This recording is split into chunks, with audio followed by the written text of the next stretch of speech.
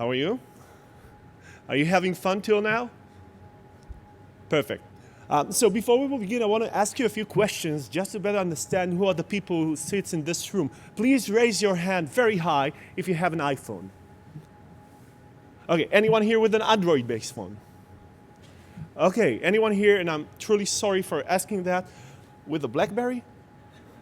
Oh, you have a BlackBerry, I'm so sorry. Windows-based phone?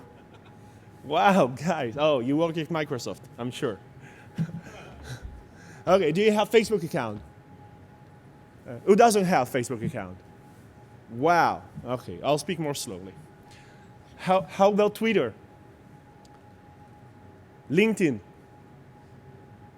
Did you ever buy something from eBay? Amazon? AliExpress? Deal Extreme? When a guy raises his hand all the time, that means that he's married. So I know. How about Bitcoins? Anyone here with Bitcoins? Okay, another question. If you had to choose between spending 3 days without your smartphone or without your toothbrush, what would you choose? You don't have to answer. I already know. About 60% of the people would consider taking their smartphone over their toothbrush, and the other 40% are liars. That's usually how it works. So everything changes, you know that. We feel that. We see that everywhere. Soon, we will have to tell our grandchildren about a time where cars came with a specific seat for a driver. We will show them a picture of a traffic light and we will ask them, do you know what is this? And then we will have to tell them about a time where we had to wait for this thing to go green, even though there were no other car on the street. We will hear them say that they don't have anything to wear and the printer is empty, right? Everything will be 3D printed.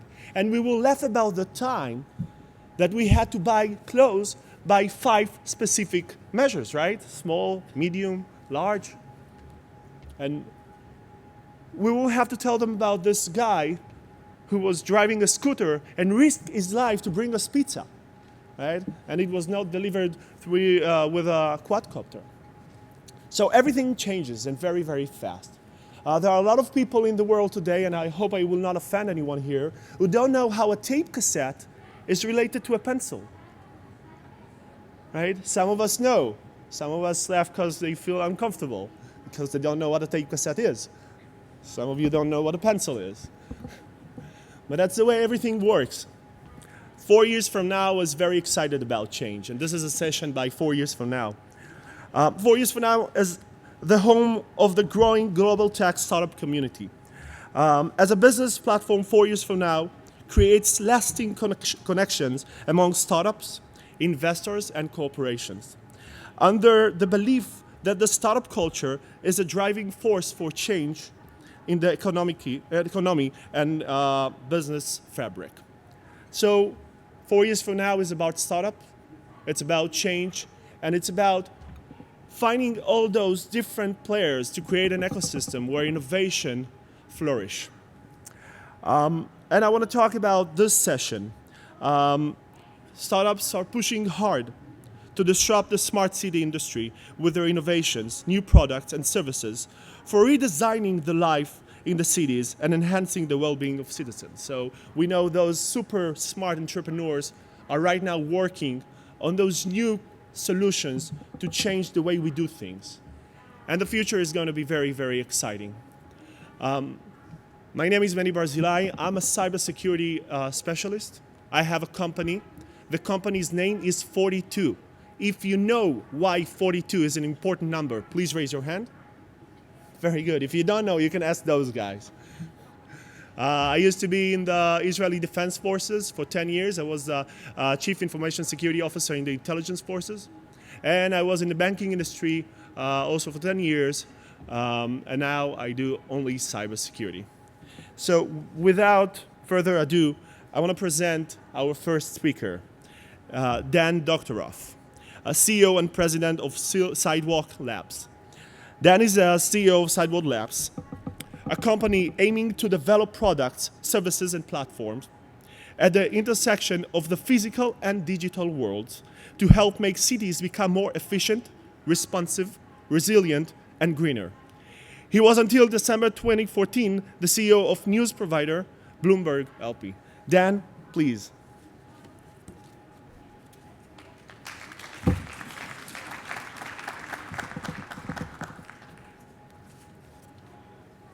Thank you very much, Menny, for that incredibly warm and effusive introduction. It's really great to be here. This is my first visit to the Smart City Expo. One thing Menny did not mention is that before running Bloomberg, I was also the deputy mayor for the city of New York for the first 6 years of the Bloomberg administration. So this is a great opportunity for me. It's a great opportunity to talk to you a little bit about Sidewalk Labs, which is a partnership between me and Google, which I think is also pretty important to what I'm about to say. You know, I've decided to come here today in part because I am dedicating the rest of my career to that intersection between technology and cities.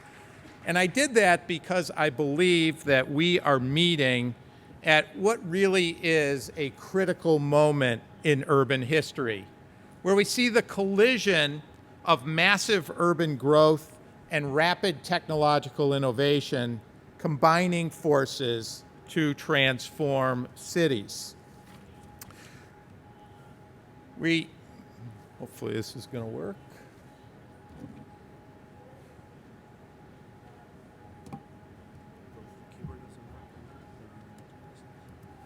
Okay, so looking back over the last 200 years, there have been 3 really momentous technology-driven shifts that have profoundly affected cities. The first was the steam engine, which allowed us to move goods and people over long distances.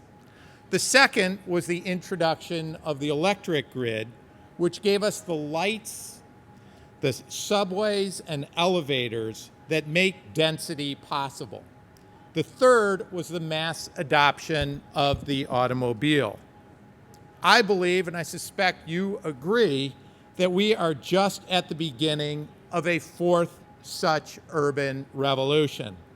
An age of connectivity where new technologies are emerging to allow cities and citizens to tackle some of the biggest and most intractable urban challenges in new ways.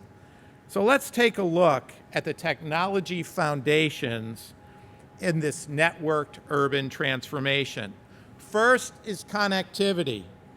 In forms from mobile telephones to Wi-Fi to small cells, is reaching everything, everywhere.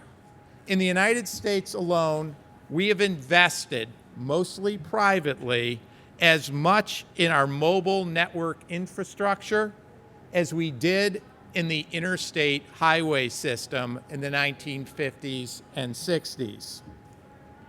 Second, reputation.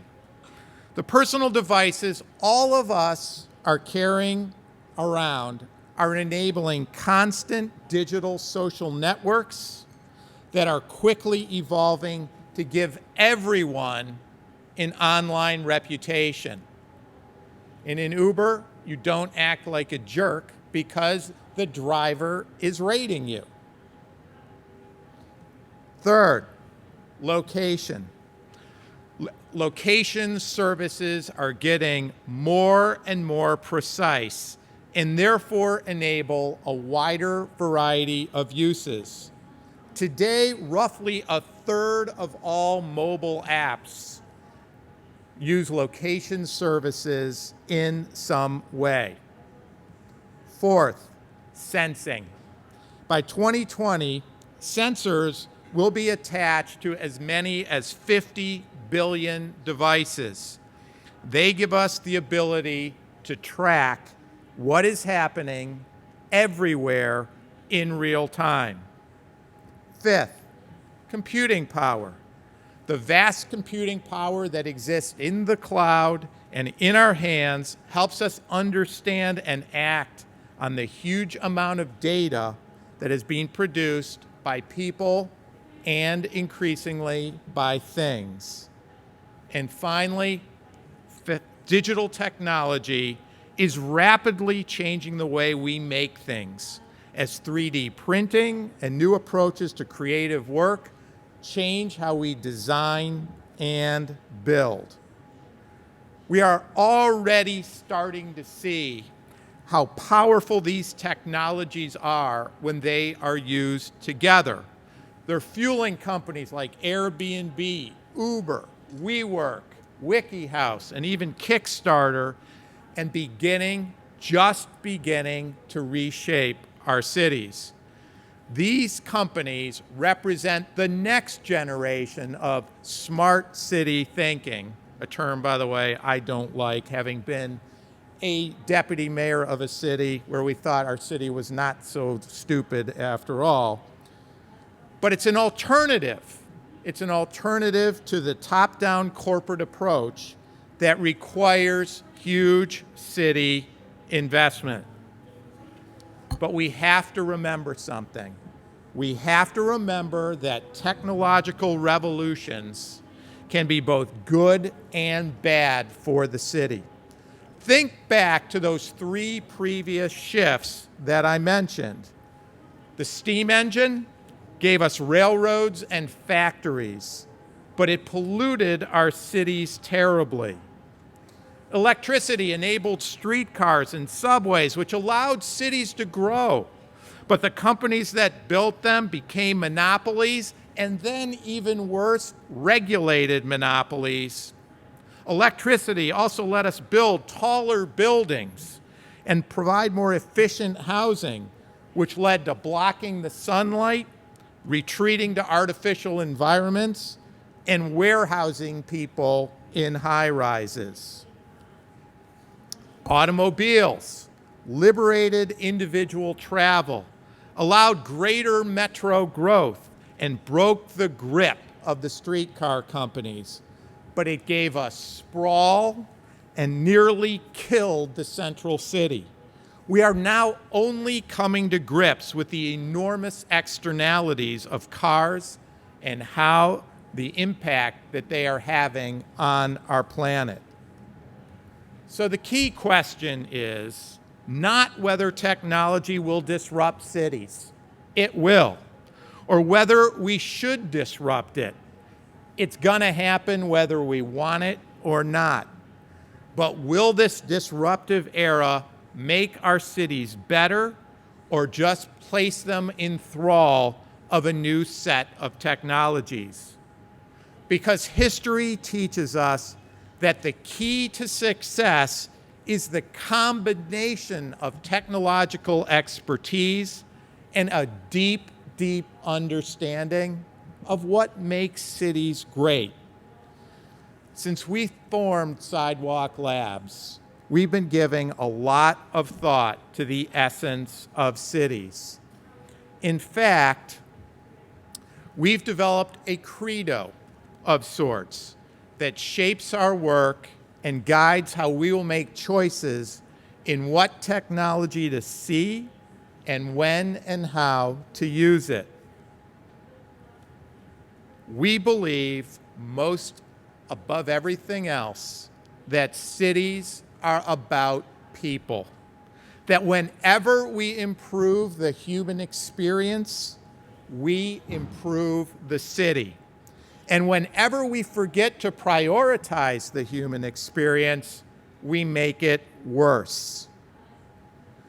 We believe that cities serve people by fostering interactions, planned and, more importantly, unplanned, among individuals, among their ideas, and among their creations. We believe that cities are engines of opportunity. They are the most effective tool humanity has for lifting people out of poverty and for enjoying a high quality of life without destroying our planet. We believe that cities thrive when they adapt along with the needs of their citizens, which change constantly, but actually gradually. That when change is inhibited, cities decline, and that when change occurs suddenly, it displaces too many people. We believe cities thrive on diversity. That is the interaction of diverse people and ideas that makes cities the generators of innovation, and that openness to newcomers, which requires an embrace of diversity, is what makes even the oldest cities constantly renew.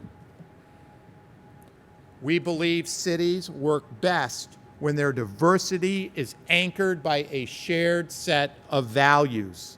That despite its openness, a great city is also a clearly defined community with a shared set of values and expectations that may be different from the region or the nation around it, and that these values vary from city to city and help give each city its unique character.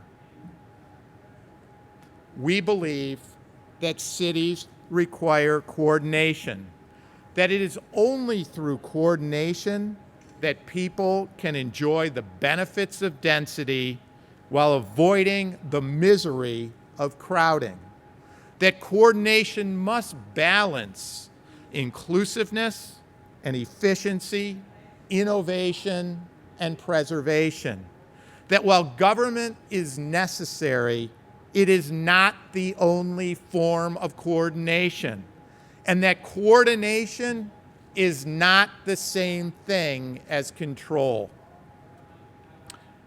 And finally, ultimately, we believe that the inherent power of cities is that they are shared, that by sharing we achieve a level of productivity, efficiency, and savings that we can never, ever achieve as individuals.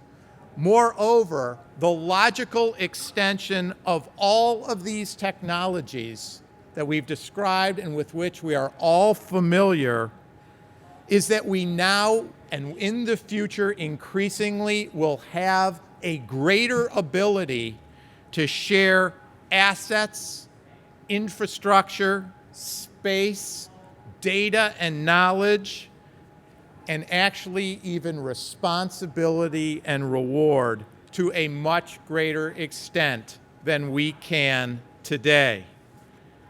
In essence, what we believe is the logical extension of all of this technological change, of this digital networked revolution, is something that we call the shared city. The problems arise, though, when either side, and let's call one the technologist and the other the urbanist, forget that the city is all about technology and they forget that it's about people and not about technology. And our history is full of cautionary tales. Let's take transportation as an example.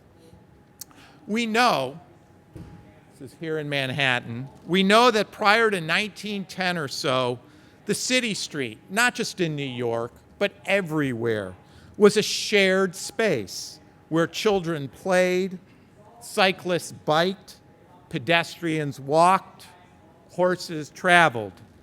The automobile changed that, largely because the automobile industry convinced too many that roads should be designed primarily for cars. And then the car began to take over the city. This was in large part due to the fact that the automobile industry was not in the business of providing mobility. It was naturally in the business of selling cars. But others were equally short-sighted. City officials failed to adjust streetcar franchises to allow fare hikes to enable transit to compete. In New York, the subway fare was 5 cents for 45 years, essentially bankrupting the mass transit system. And both transit companies and public officials prevented the development of jitney services, a new business model that might have put automobile technology in the service, even then, of efficient shared travel. In some respects, the next wave of technology offers the same fork in the road. The question is, can we harness the power of that technology to make our cities cheaper, closer, more convenient, greener, healthier, sturdier, smarter, and fairer, while retaining the good features that make a city interesting and protecting users of cities against the looming threats of invasion of privacy and security that our emerging digital networked world inevitably pose. We see our mission at Sidewalk Labs as helping both technology entrepreneurs and urbanists, city officials, residents, and others find the right balance. We hope to develop and to nurture companies that will solve these questions in ways that help to make cities improve and not just fetishize one technology or take market share. How will we do it? Well, the pairing of Google, one of the great technology companies ever, with someone with my background as a manager of one of the most diverse, complex cities in the world is a start. But add to that a growing team whose members include urban planners, economic development experts, designers, software and hardware engineers, and entrepreneurs, and you ensure that a vigorous debate between the technologist and the urbanist takes place before we embark on any project. We've actually pledged to ourselves that everything we do will exceed what we call the CCC standard. Each product, service, or platform that we buy, build, or invest in will provide benefit to the city, to the community or users of the city, and that there will be a viable commercial model that enables us to justify the investment that we are making. When we are doing this right, citizens will benefit from a higher quality of life. Cities will operate more efficiently and effectively and generate new resources, and there will be an incentive for private sector companies to engage and to innovate. Our first project is a true paradigm of this approach. We recently formed a new company called Intersection, which was the result of a merger of two great companies, Titan, a leading national out-of-home advertising company, and Control Group, a technology services firm that has a unique expertise in bringing digital experiences into physical spaces.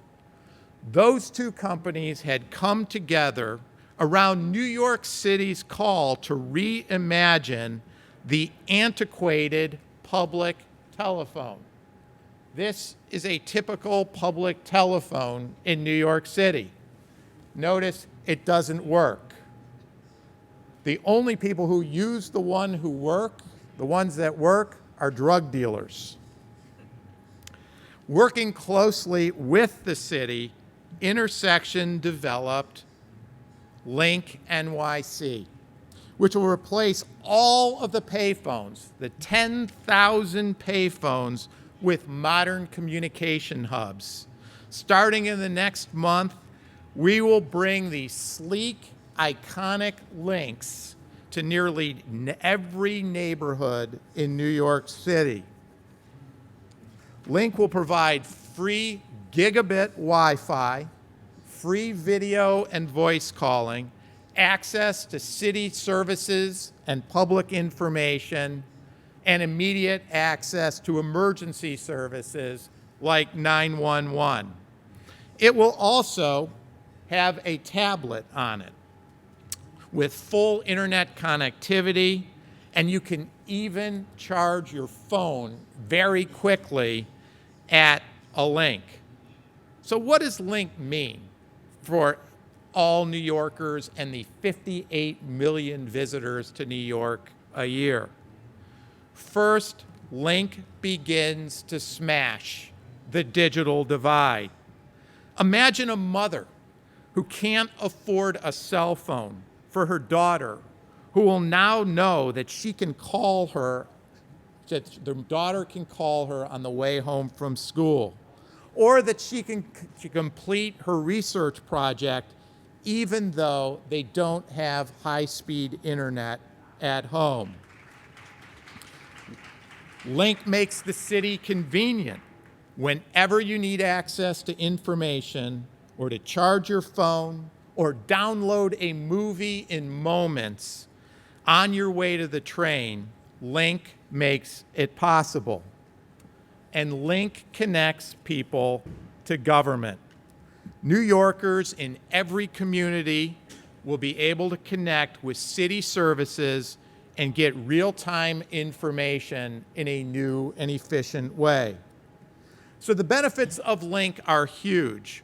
For the city, there is an enormous potential to improve how the city is managed.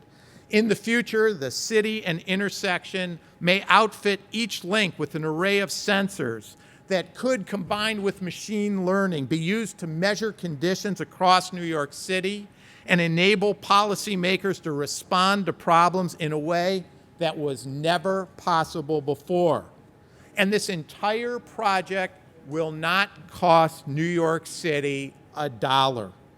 In fact, the city will generate more than 10 times as much revenue, potentially hundreds of millions of dollars a year from Link NYC compared to the old payphones. And for intersection, we have found a business model that we believe that can translate to cities around the world, delivering benefits for residents without saddling governments with huge cost or massive top-down systems. And it will do so with one of the strongest privacy policies of any public Wi-Fi project. The triple C: cities, community, commercial activity. So make no mistake, when it comes to the future of cities, I am an enormous optimist. I believe we can overcome the difficulties cities face with technology, and that we can ignite the virtuous growth cycle that occurs in cities when government and the private sector invest wisely together in technology. We will all have to remember, though, that cities are fundamentally about people, and technology exists to serve the users of our cities. That government can't defend existing institutions for their own sake, but should do so only if they serve the public interest. That technologists must not prioritize their own technologies or their own businesses over the legitimate needs of the public. And that the new wave of companies operating in cities have to be in the business of providing services and not just selling products. At Sidewalk Labs, we look forward to partnering with many of you to ensure that this next wave of disruption leads to better cities for all of us. Thank you very much.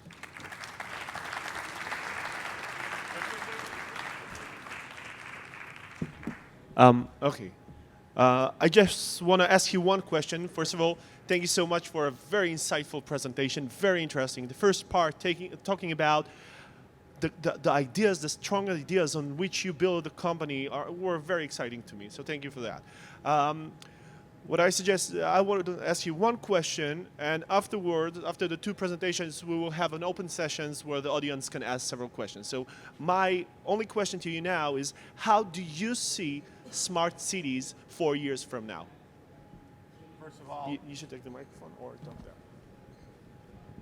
First of all, I know this is the Smart Cities Expo. I repeat, I reject the notion that cities are not smart. I think cities are smart. I think cities generally act in their reasonable self-interest, and that what this is about is making great cities greater. One thing I would dispute from what you said earlier on is I don't think these things happen very quickly. Cities are complicated. Cities have politics. Cities have diverse interests. And instead what happens is these things tend to happen gradually.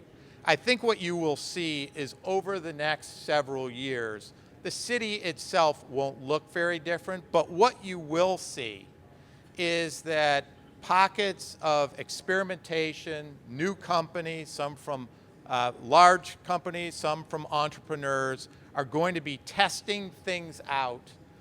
They're going to get adoption, there'll be pilot programs, and then over time they get picked up in other places. I do think cities tend to follow the successes of other cities. I'm reminded, when I was deputy mayor, how many of you have been to New York and ever walked on the High Line? Anybody here been to New York and walked on the High Line? It's a public park on an elevated, old, abandoned freight rail line that we renovated and turned into a beautiful park. And since we announced and then built and opened the High Line, 36 other cities actually built their own High Lines using elevated freight lines around the world. Word travels fast. What we have to do is get a lot of these things out there. People will see them, and then we think they'll get adopted around the world. What I do think you'll see over the next several years is the open data movement will accelerate quite rapidly. I think you'll begin to see platforms that are built to enable people to use that data far more efficiently, to actually plan, to allocate resources more effectively. Those things will begin to become more integrated. I think across transportation, you'll see marginal improvements. But what you're seeing is sort of the harbinger of much greater changes along the lines that you described, but that'll take a generation to actually take place. We're across energy and infrastructure. We're seeing, a set of positive steps, but they will occur, very, very rapidly, very, very slowly. In New York, we did a sustainability plan that we called Plan YC, which cut across all aspects of the physical environment. And of course, we thought we would be revolutionary. And then we realized that 80% of the CO2 emissions out of New York City were created out of buildings, and that only 5% of the buildings in 2030 were actually going to be new after the time we did the plan in 2007. So you have to recognize, as I think everybody here does, is that cities don't change rapidly. That doesn't mean that across the whole spectrum of so-called smart city initiatives, there aren't enormous opportunities. They just can't expect to see massive adoption, particularly when it involves going through government. The opportunity to see much more rapid transition where government is not involved is clearly much, much greater. You only have to look at the, depending on your perspectives, success of Uber to see that. Where Uber essentially exploited a regulatory hole, avoided government for the most part, and then were able to move very quickly. But in most cases, that's not advisable and not the right thing to do. Dan, thank you so much for this wonderful presentation. Big applause. Thank you. we have another speaker and another very exciting presentation.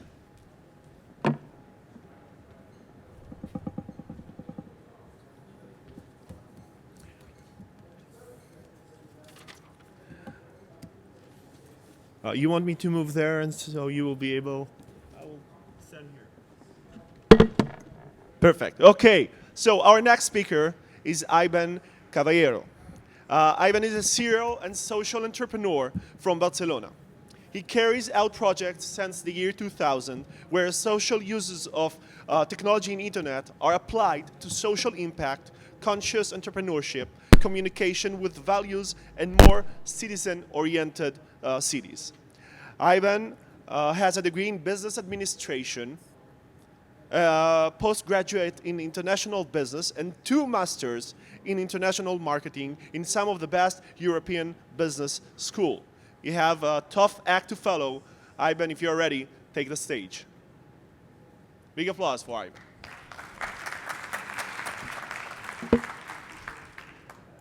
Hi, everyone. Thanks, Menny, for the introduction. And really glad to. I'm really surprised by Daniel's presentation, which I really believe that he's a big thinker.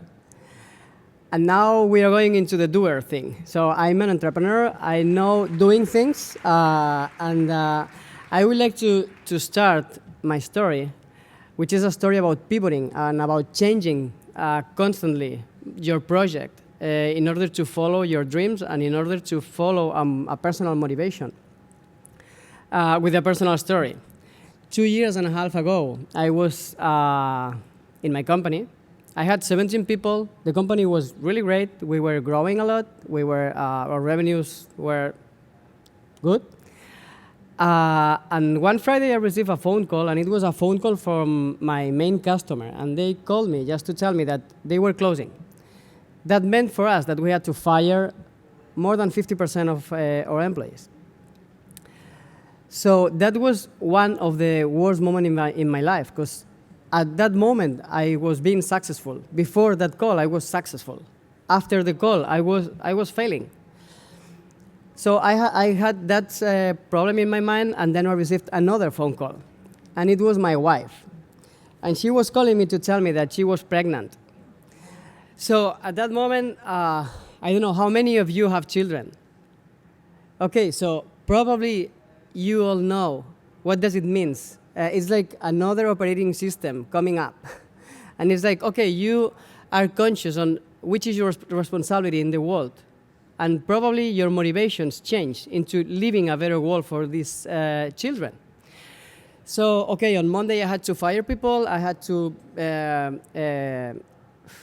take care of all the big problem I had. But I started to work in a concept, in a hypothesis about how could I live a better world for the new generations? And my hypothesis was about the word that was coming to my mind was generosity. Was if we can create a society more generous, with more gratitude, we can probably have a better future for our children.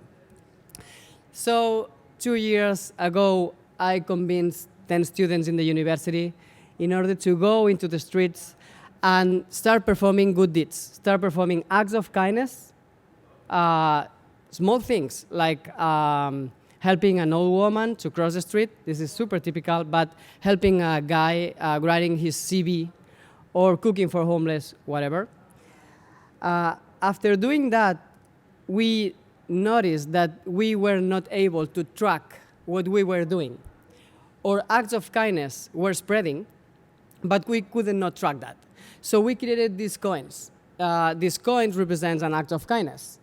Each coin has a code, so you can track everything that is happening, and all the stories that are being held by the people are stored into our website. The coins are also biodegradable. So after 3 times, since the first person start a kindness chain, the coin has to be planted. And everyone in the kindness chain, everyone participating can plant it together. Okay, so we were doing this during some time. Let me show you a video that explains perfectly the concept, because it's really complicated. Can you imagine a world moved by kindness? You have a social coin. Take a moment and think about the people around you. There is someone who could use your help. Enter our platform, activate your social coin, and start a kindness chain. Do an act of kindness and give your coin to the receiver of the act. Encourage them to enter the website and then pay it forward. Share your story. Your experience will be an inspiration to others. During the following months, your kindness chain will grow and generate incredible stories that you can track on the web. At the end, the coin is planted and the entire chain is invited for the event. This is our moment. Let's plant the world with good deeds, and they will come back to us. The social coin, engaging people to build a better world. Pay it forward with kindness. Okay, I think now it's pretty clear, right? So let me show you what happened in 6 months. We started doing small good deeds in Barcelona, okay? I remember washing a dirty car of a friend and leaving him a note, okay? And then passing the social coin. In only 1 month, our coins were spreading all across Spain. In 2 months, we had coins all over Europe. But in 6 months, we had generated a kindness outbreak. Our coins were spreading global, and we had generated more than 100,000 acts of kindness in more than 100 countries. So at that moment, we were super surprised because we received a phone call from a guy in India, and he was telling me, hey, I found one of your coins here in the streets of India. Some people are doing beautiful things. They are giving flowers and whatever. So at that moment, we noticed that our initial acts in the streets of Barcelona were spreading global, and they were in India. So we started to take conclusions, okay? And for that, we started to work with UC Berkeley. They have scientists, some scientists that are working in the behavioral side. So we started to guess, how can we make kindness and generosity more contagious? How can we viralize that? And we take some conclusions, okay? First is that the pay it forward is super nice because one person is taking the commitment for the next person. That altruism makes everyone equal. So I remember being in the TV and explaining to the presenter, to the interviewer, that I saw a homeless helping a guy with a tie. And she couldn't understand that. It's like, no, that's impossible. A homeless cannot help a guy with a tie. So this is super interesting in terms of the city, in the city concept. The effort is not related to impact. So it doesn't matter that you help someone doing something super complicated. Doing something simple is very meaningful to the receiver. And one very, very important thing is that we underestimate the impact of a small act of kindness. And for this reason, we don't do it more often. So probably these conclusions are really nice for you, because I think it's something super meaningful. But at that moment, we received, doing that analysis, we received another phone call, and it was from Cisco.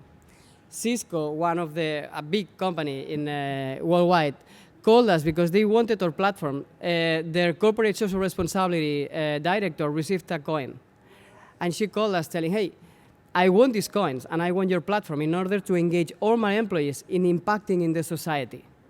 Let's do a pilot all across Europe and let's see what can we do together. You with your technology and your science, and we with all the workforce that we have.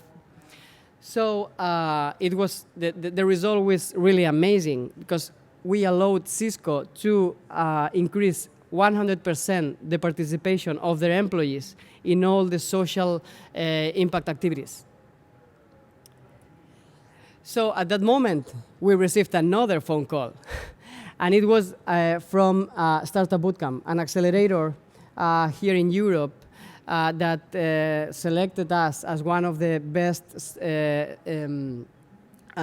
startups in big data and smart cities. Big data and IoT.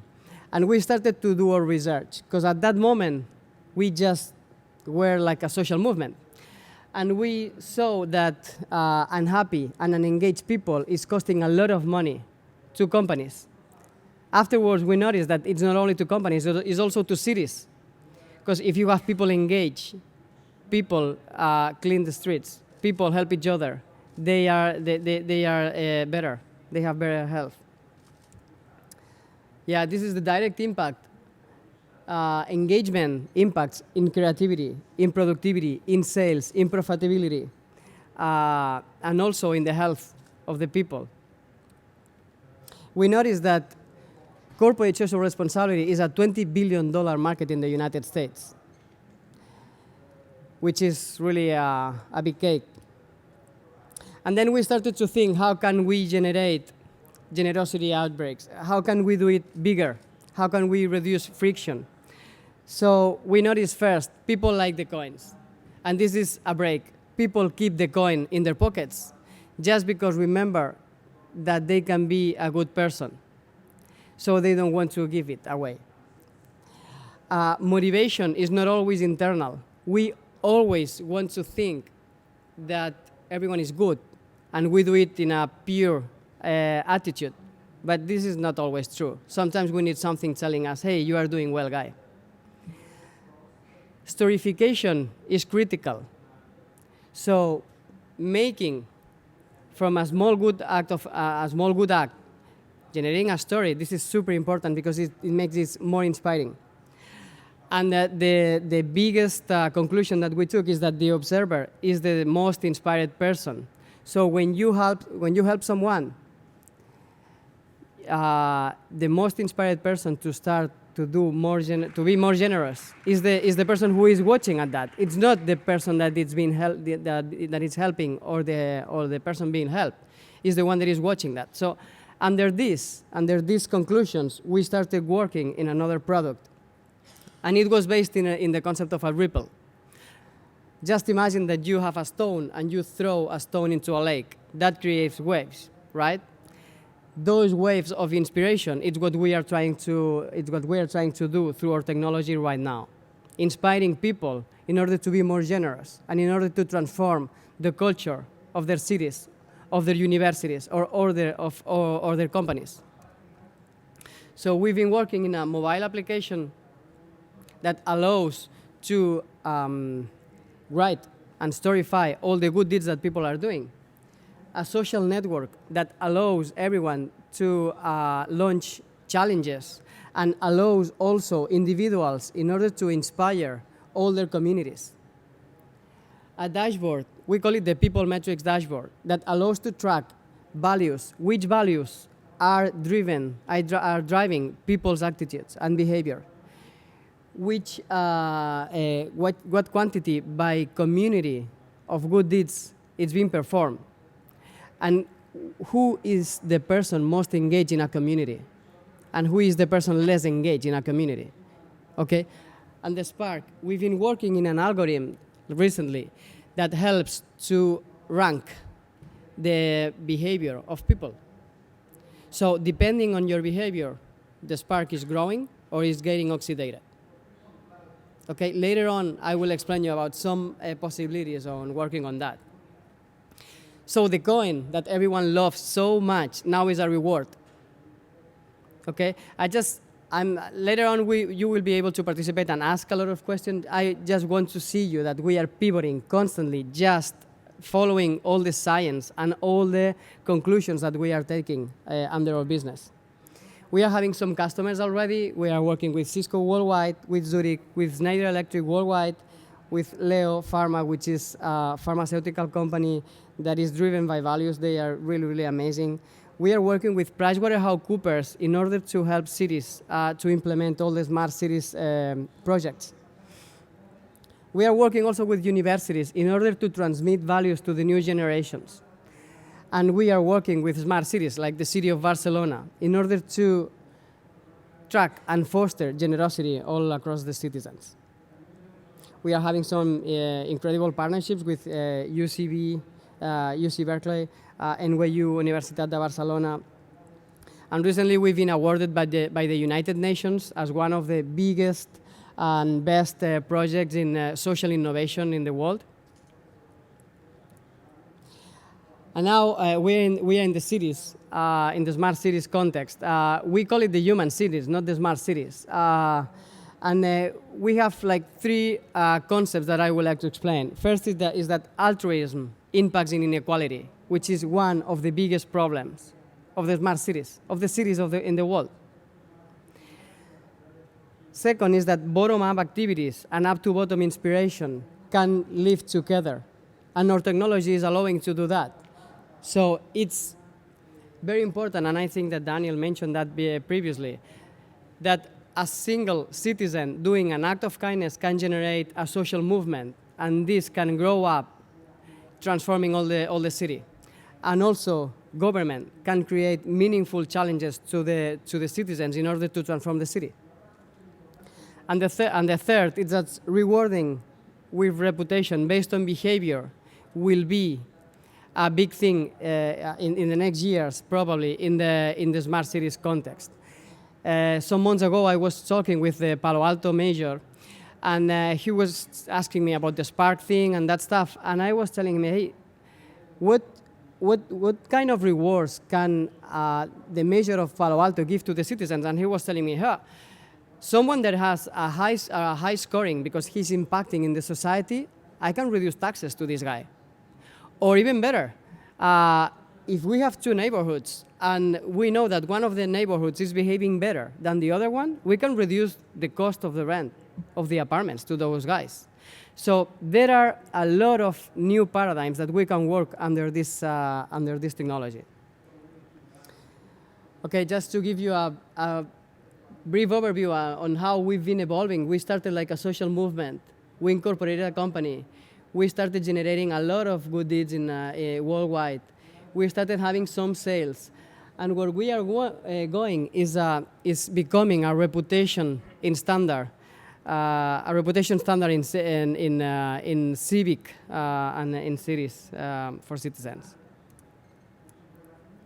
Yeah, this is everything. I hope that inspired you a little bit, but I would like to have more one-to-one. I'm not a very good speaker, but I would like to have more questions from you and build the conversation together. Thank you very much. Ivan, first of all, let me start by saying that you are a great speaker. And if you think he's a great speaker, give him a big applause. Thank you. Thank you very much. Second of all, thank you for making the world a better place. So I want to ask you one question before we'll call down to the stage again. How do you see smart cities 4 years from now? Wow. You made that question to Daniel, and Exactly. now it's very, very complicated for me. I believe that there is a global trend that it's people is living better, so we are more wealthy. So what I believe is that cities in the future will be able to connect people and to take all those voices and generate policies in order to improve people's life. So the cities, what I believe that at some point right now, the cities sometimes are built under some concepts that are not human-centered designed. So I really believe that in the future, everything that will happen in a city will be related to people and will be related to the people's needs. So that's my feeling, that everything will evolve depending on the needs of the citizens. Perfect, perfect. So Dan, please come to the stage. You can take the chair as well, Ivan. Thank you. So we talked about that everything changes all the time, right? Take the world 11 years back. We didn't have Facebook. We didn't have iPhones, smartphones. We didn't have iPads. We didn't have Twitter. We didn't have so many of the things that we see today. All of those things happened in the past 10 years. Now think about the next 10 years. Everything is so exciting right now, and those very smart entrepreneurs, some of them are with me now on the stage, they are part of that movement to change the world. And this is what the guys from 4 years from now are trying to do. They're trying to make the world a better place. And change is the only constant thing. I think it was Heraclitus, the Greek philosopher, who said that 500 BC. He lived around 500 BC, and he said that the only constant in life is change.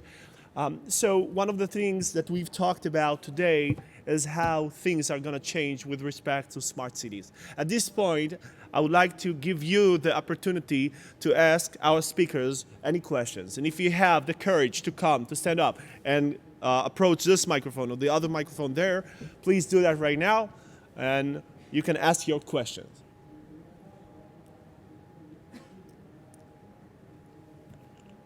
Hello, I'm Ricardo Mota from Cities of the Future. I've loved both your presentations. I mean, they're really inspiring. And I would like to ask Dan about concretely, because what interests me the most is how these technologies and these approaches get to the people. In Ivan's case, it's clearly a human-centered approach. It's based on the person-to-person relationship. So, and I would like to ask Dan concretely about the Link NYC project. That okay, you've mentioned some of the benefits to the persons, but I would like to ask you to develop a little bit more, and also about the business model behind this project. I saw some advertisement. I don't know if that's the commercial side of it, and on another side, how can these kind of projects can be implemented in smaller scale cities? Because we know that big cities worldwide are getting bigger, but there are also another cases of medium to small sized cities and towns and villages that are losing population daily, that population is getting older, and this kind of population are not so a very fan of the technology side. So how can you implement and build up these cities and rejuvenate, make it younger, attract younger people? How can you apply these technologies on that side? Thanks for the question. Really, the first part of it was what really are the benefits of Link NYC, and I'll just expand a little bit on what I talked about before. The first thing is it's available to everybody.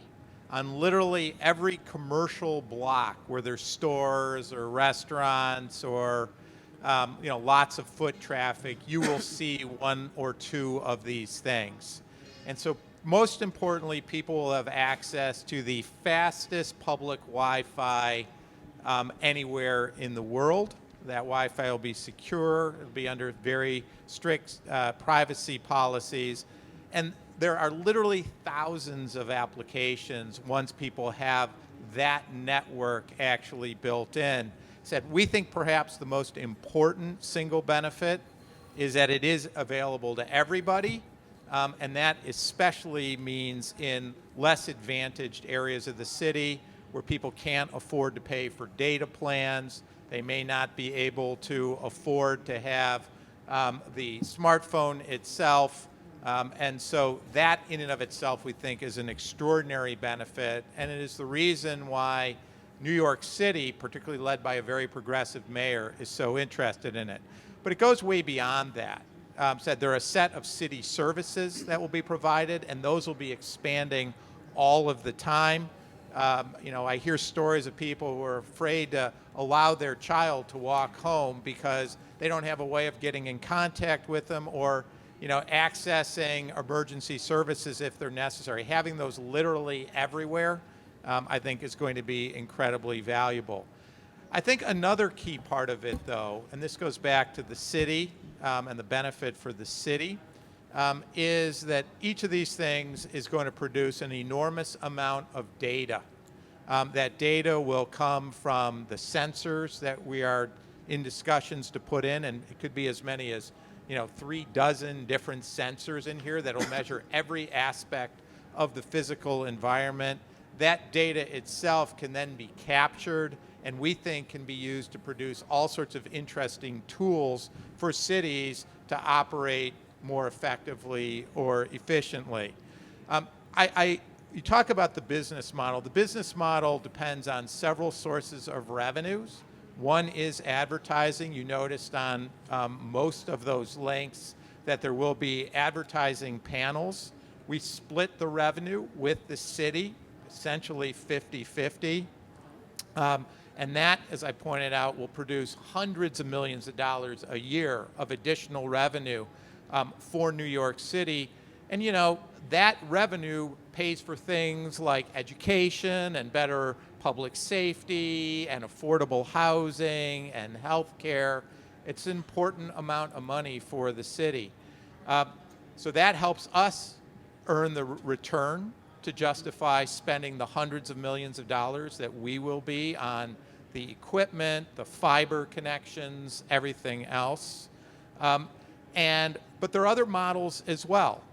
We believe that, by producing all this data, that we'll have a data license model potentially, where that data can be given or then sold to a variety of people who are interested in developing their own applications for the city or for residents of the city. We think there's a potential sponsorship model, link brought by so-and-so company. And I think as importantly, and this is something we're just beginning to install, because these will be connected to high-speed fiber, they are going to form key nodes in next generation communications networks, like small cells, for example, which could be placed inside these things, which merely enable us to manage, you know, much, much greater data flows. And that then turns into offering a set of, by other people perhaps, a set of other services for the city. So there's multiple revenue streams, multiple benefits to the people and to the city, which is why we think it's such a great paradigm of the kind of project, and it will not cost the city anything. It'll make them money instead. So just the other part of the question, Can it be translated to other cities? The answer is yes. We think we're in discussions with a number of them already. But smaller cities? We think it can. Is it possible, do you think that it will have the same impact as it's going to have in New York City? Yeah, look, I think the model is going to be different in every place. You know, in some cities, they aren't as friendly to advertising on the streets as they are in New York City. In some cases, they may want to use light poles, for example, to provide connectivity and cameras and Wi-Fi, and we can potentially wrap these things around light poles.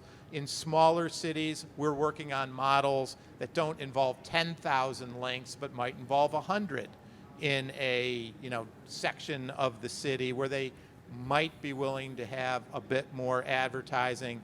We also think that there are other models that could generate revenue other than advertising as well.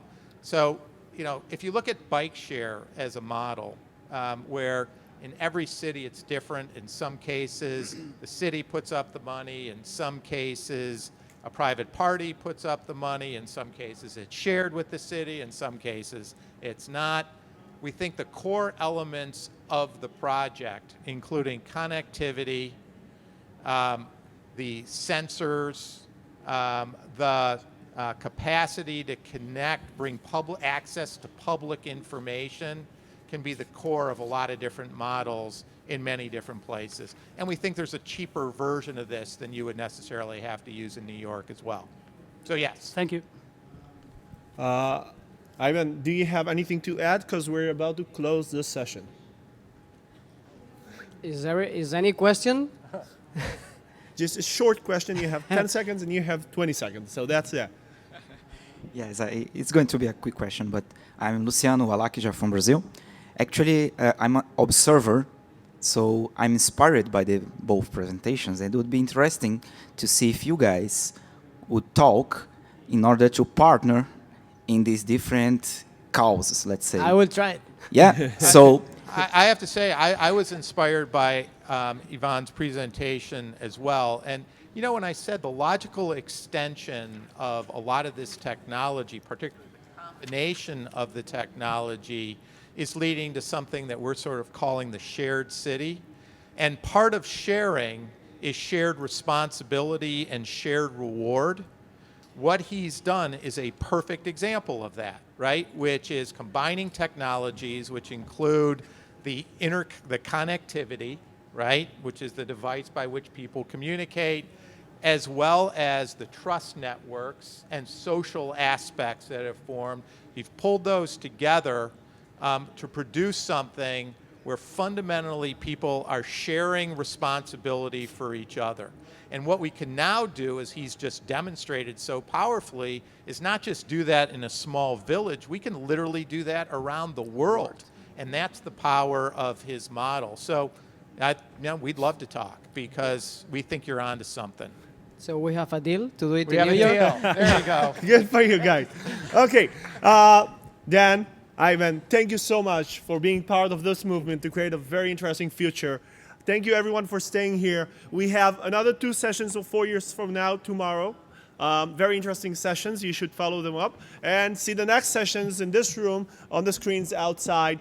I encourage you to engage, to ask questions, to exchange business cards. You can talk with our presenters or anything else that you want. Thank you for attending and thank you for the time.